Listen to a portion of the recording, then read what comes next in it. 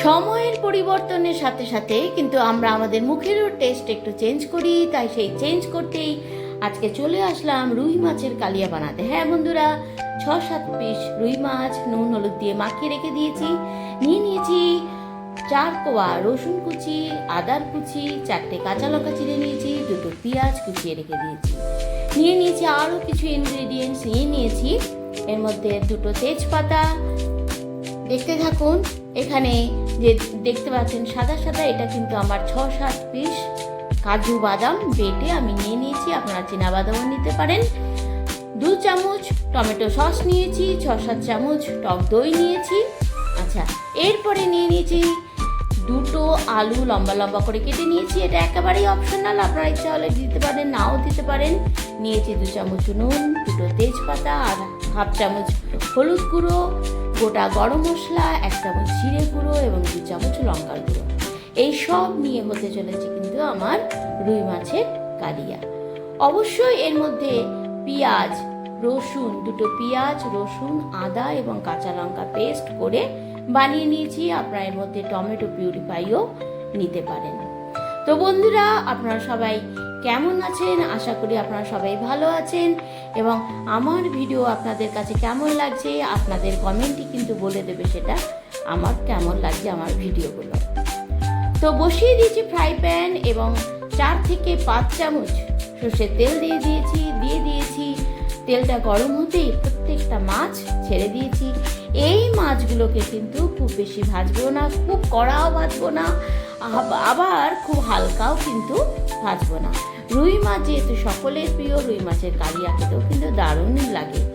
তো রুই মাছগুলোকে ভেজে তুলে রাখলাম। ফ্রাই প্যানে যে তেল ছিল তার মধ্যে আবারও প্রায় 3 চামচ মতো সর্ষের তেল দিয়ে দিলাম 2টো টুকরো করা পেঁয়াজ, এরপরে 2টো তেজপাতা এবং গোটা গরম মশলার মধ্যে আপনার লং এলাচ, এগুলো রয়েছে লং এলাচ এবং দারচিনি।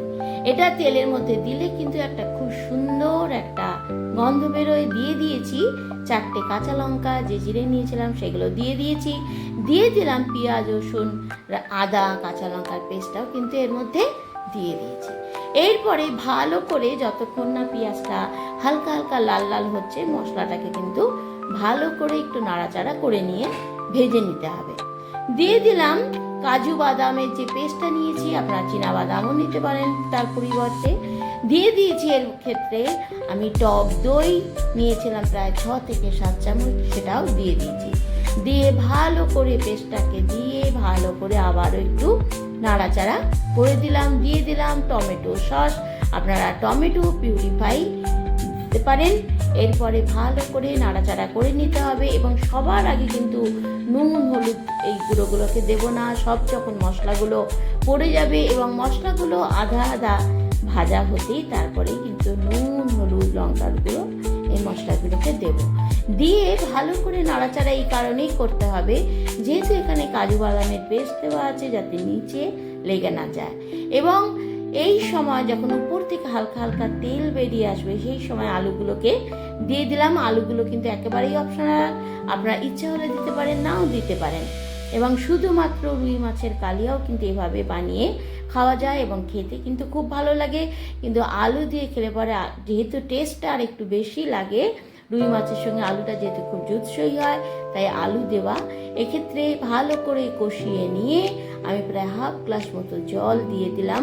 জলটা আপনারা ঝোল বা জাল যতটুকু খাবেন ঠিক সেই পরিমাণ মতোই কিন্তু আপনারা জল দিয়ে দেবেন।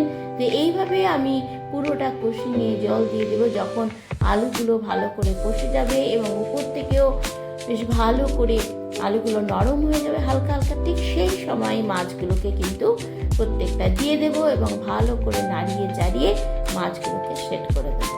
তো দেখুন, প্রত্যেকটা মাছ দেওয়া হয়ে গেছে। প্রায় 10 মিনিট মতো ফোটার পর কিন্তু মাছগুলোকে অনেকটাই আমার ঝোলটা টেনে নিয়েছি। মাছগুলোকে কিন্তু এবার তুলে নেবার পর যে আলু ঝোলটা থাকবে তার মধ্যে আবারও কিছু ইনগ্রেডিয়েন্টস দেখবো। তো ভিডিওটা স্কিপ না করে একটু দেখুন।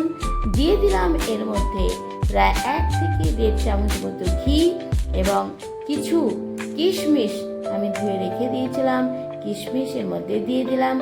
বন্ধুরা, এই ঝোলটা খেতে কিন্তু, রুই মাছের এই কালিয়াটা খেতে কিন্তু দারুণ লাগে।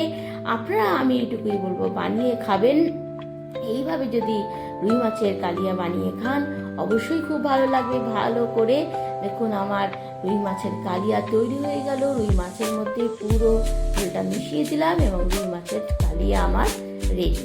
তো এইভাবে আপনারা রুই মাছের কালিয়া বানিয়ে খান।